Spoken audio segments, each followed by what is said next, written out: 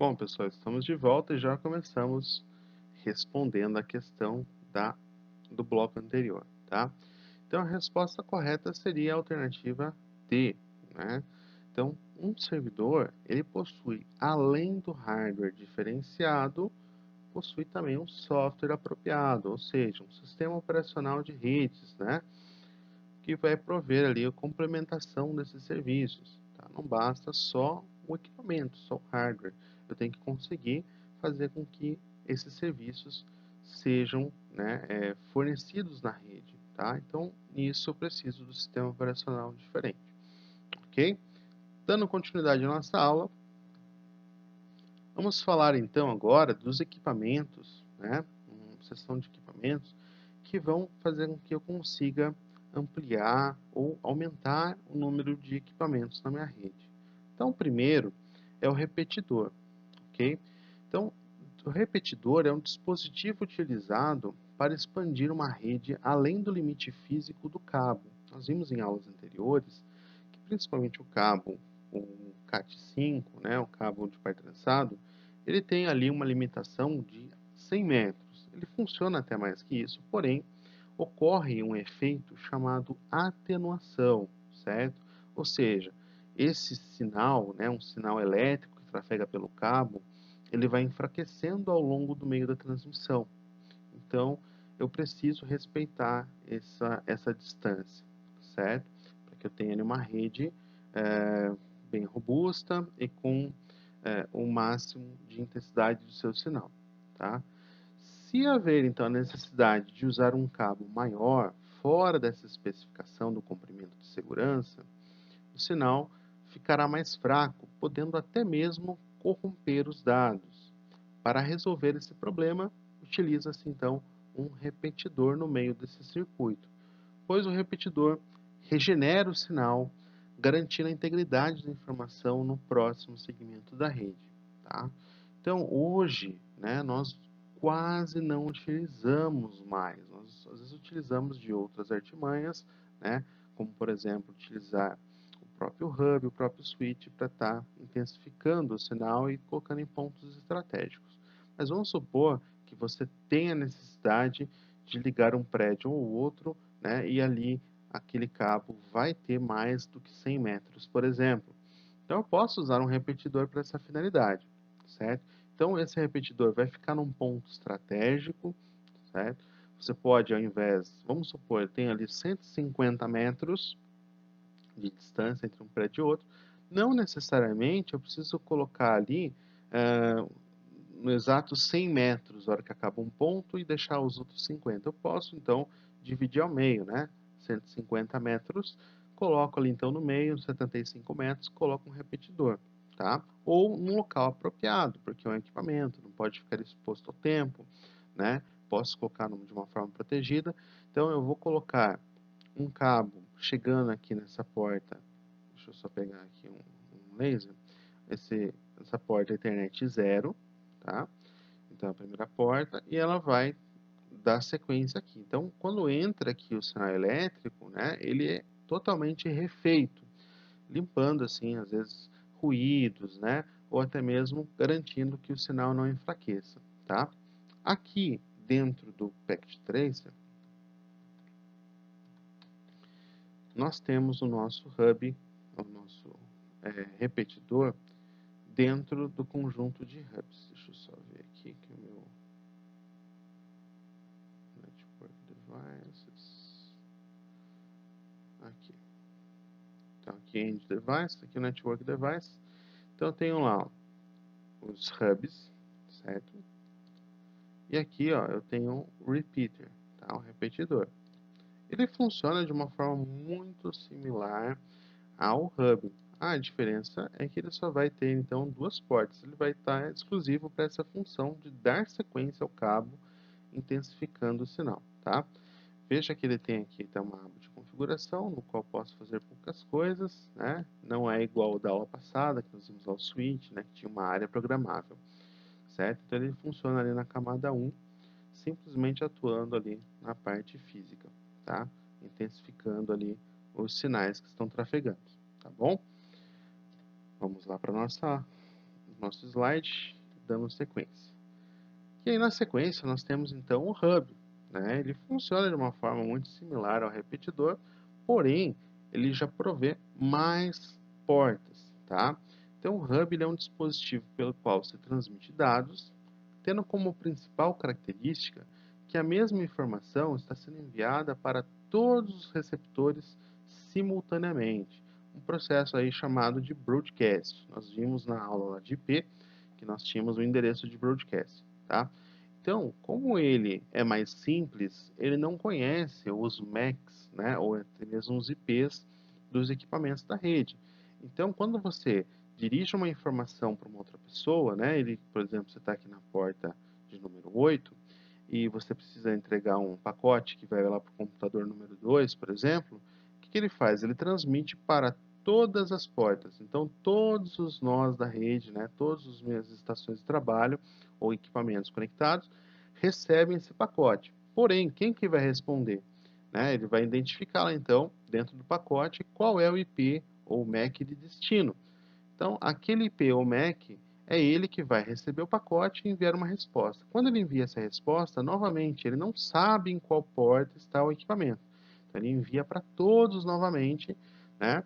Faz o broadcast e aí aquele computador, então, que tinha, né, como destino, entrega o pacote, ele recebe a comunicação estabelecida. Porém, todo mundo na rede fica ali recebendo pacotes de ambos, tá? O hub pode ter várias portas para conectar o cabo de rede de cada computador. Normalmente, nós temos aí os hubs de 8 portas, 16, 24, até mesmo 32. Então, essa quantidade pode variar de acordo com o modelo e o fabricante do equipamento. Embora semelhantes, por apresentar mais limitações e menos vantagens do que o switch, o hub caiu em desuso, tá?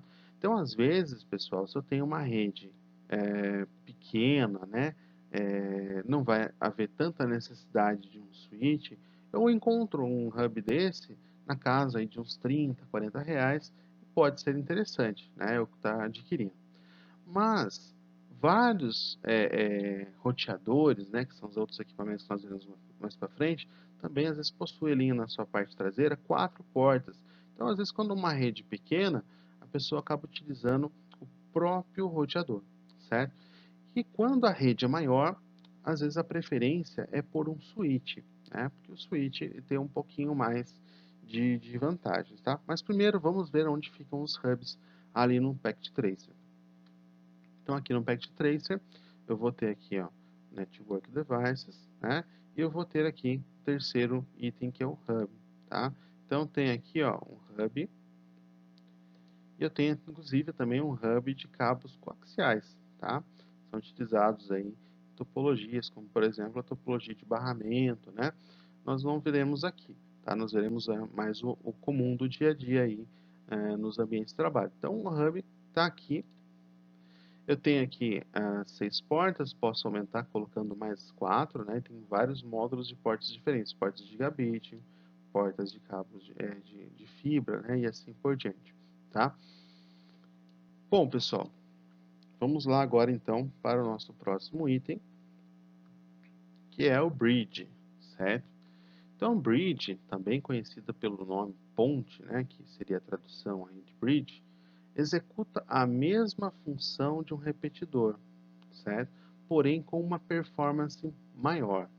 Isto é, ela não gera tráfego inútil da rede devido a trabalhar na camada 2 modelo OSI. Então, a gente lembra lá que na camada 2 nós temos lá o endereço MAC, ok? Então, ela funciona, de certa forma, da mesma forma que um switch, tá? E às vezes o técnico fica em dúvida, nossa, mas um bridge então é um switch é um bridge, tá? E às vezes causa essa confusão, né? Saber qual é o equipamento, qual é a diferença. Tinha um professor de faculdade que costumava dizer que a maioria desses equipamentos podem ser comparados, por exemplo, a um automóvel. Nós temos automóveis de diferentes modelos, porém todos têm como função básica a locomoção, tem como recursos básicos rodas, volantes, né? Comportam um certo número de usuários dentro dele, Porém, dependendo do modelo, ele tem funções mais específicas, como por exemplo, transporte urbano, transporte rural, transporte de carga, velocidade, né? E assim por diante. Então, a mesma coisa ocorre nos equipamentos de rede. A maioria tem como função principal interligar várias estações de trabalho, porém, uns têm funções um pouquinho mais aprimoradas em certas áreas.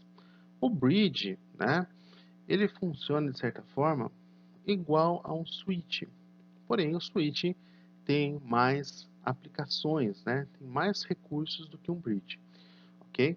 Então nós temos ali o modelo também stackable, tá?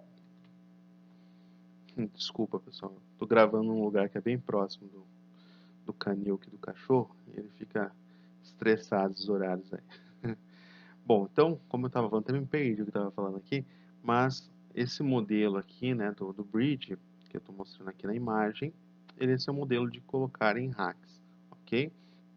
Então, a função básica de um bridge é fazer uma filtragem no tráfego de rede, gerenciando os pacotes de origem e destino, né, já que ele consegue identificar qual é o MAC do destino, qual é o MAC de origem, e assim ele facilita a comunicação, não gerando um tráfego inútil, desnecessário. Tá? Aqui no nosso Packet Tracer, nós temos os switches, tá? E nós temos aqui dentro o bridge, certo? Então, aqui no grupo switches, nós temos aqui bridge. Vou clicar, vou colocar aqui para vocês darem uma olhada. E nós temos aqui esse modelo no qual tem apenas duas portas, certo? Ele vai funcionar quase igual um repetidor. Porém, nós temos como, né, pegar outros modelos, até que tem mais portas. A Cisco optou por deixar esse modelo com duas portas, que ele vai atuar como se fosse ali um repetidor, né? A diferença é que ele tem ali essa atuação na camada 2, seria a camada de enlace, onde ele tem ali conhecimento do MAC de origem e de destino, tá? Quase não utilizamos dentro de nossas montagens, tá? E vamos lá para o nosso próximo item. Então, o switch é um dispositivo semelhante ao hub, tá? No entanto, ao passo que o hub compartilha a largura de banda para todas as suas portas, né? Então ele faz aquele processo de broadcast que nós vimos anteriormente, o switch dedica a largura de banda para cada porta, tá? Por exemplo, uma rede cuja largura de banda é de 10 megabits por segundo, fazendo utilização de um hub, essa largura vai ser compartilhada para todas as portas, tá? Porque está todo mundo trafegando em broadcast, certo? Então, qualquer pacote que sai de uma porta e vá para outra, vai para todas, todas recebem, e aquele que é a origem responde, quando ela responde, todos recebem. No entanto, se para essa mesma rede utilizarmos um switch, para cada porta será dedicado esse valor, tá? Logo, a rede será transformada em vários segmentos de 10 megabits por segundo, onde cada segmento é dedicado e assim evitando, né, a colisão entre eles. Logo, o switch evita a possibilidade de congestionamento no meio físico e perda de tempo em retransmitir informações.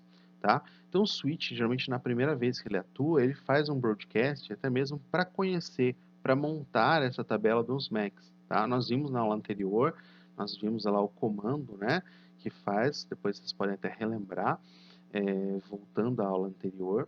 Eu não falo aqui o comando, porque senão vocês não vão assistir a aula anterior de novo, né? Ela está disponível no Moodle lá. Então, se precisar, volta lá, pratique mais um pouco. Então, ela pode formar aquela tabela, né, dos endereços MAC. Então, quando nós fazemos uma primeira conexão, ele geralmente marca, ó, a porta tal é o MAC tal. E assim ele vai construindo essa tabela e evitando aí de ficar fazendo um broadcast, tá? Ele só faz o broadcast quando fica um tempo sem uso e ele precisa então remontar a tabela, tá? Então, considerando que o hub divide a largura da banda entre as portas, o switch possibilita que cada equipamento da rede se comunique com a velocidade total. Quanto aos tipos de switch em relação ao modelo OSI, eles podem ser classificados em nós temos aí o switch de camada 2, né, de layer 2, que é o mais simples, e ele atua na camada de enlace, fazendo a verificação apenas dos endereços MACs. Temos o switch de layer 3, de camada 3, ele atua na camada de rede. Então, ele já gerencia o tráfego de rede e evita tráfego desnecessário. Trabalha com endereço de rede, né, que é o IP, no entanto, não possui tantos recursos quanto um roteador, certo? Então, ele só vai fazer ali a montagem da tabela dos IPs e tudo mais. E o switch da camada 4 ao 7, tá? Ele atua nas camadas mais altas em relação à camada de rede e gerencia os tipos de tráfego para priorizar aplicações mais críticas, tá? Então é possível, inclusive, eu gerenciar ali os protocolos, né? Por exemplo, um FTP pode ter uma prioridade maior que os demais. Eu posso bloquear, inclusive, também alguns protocolos, como por exemplo, torrent, portas que está sendo utilizado, né? Enfim, uma infinidade de coisas, tá? Pessoal, o Switch 2 ele é o mais recomendável, porque eu posso, às vezes, fazer as outras funções utilizando outros equipamentos. E vocês vão ver também, fazendo uma pesquisa, que esses switches, quanto maior o nível da camada, tá, mais caro ele é, podendo chegar aí a valores bem salgados, certo? Vamos dar uma olhadinha lá no Packet Tracer, onde nós encontramos o nosso switch. Lembrando que nós vimos nas aulas anteriores, né, nós programamos um switch, fizemos ali alguns comandos, né, gerenciáveis, e vocês já tiveram, então, uma familiaridade, um contato maior com o switch. E ele está aqui, né? Então, dispensa e comentários, na aula passada nós trabalhamos com ele. Então, acabei de colocar, ele está ligando ainda, mas depois de ligado, eu posso vir aqui no CLI, ele já está funcionando o sistema dele, tá? E tem as configurações de interfaces aqui, né? Esse aqui é um switch de 24 portas, então ele tem as 24 portas Fast Ethernet, posso estar configurando ali as suas VLANs e tudo mais, tá? Mudando o nome, certo? Então, várias funções aí que nós temos de um switch. Vamos voltar lá para a nossa apresentação. E vamos para a questão que vai fechar esse segundo bloco, tá? Qual a principal diferença entre um hub e um switch? Então, alternativa A, nenhuma diferença. Alternativa B, o hub divide a largura da banda entre as portas. O switch possibilita que cada equipamento da rede se comunique com velocidade total. Alternativa C, o switch divide a largura da banda entre as portas. Já o hub possibilita que cada equipamento da rede se comunique com velocidade total. Alternativa D. O hub trabalha na camada 2, enquanto o switch trabalha na camada 1. Ok? Então, assim que vocês responderem lá no Moodle, voltamos aí para o terceiro bloco.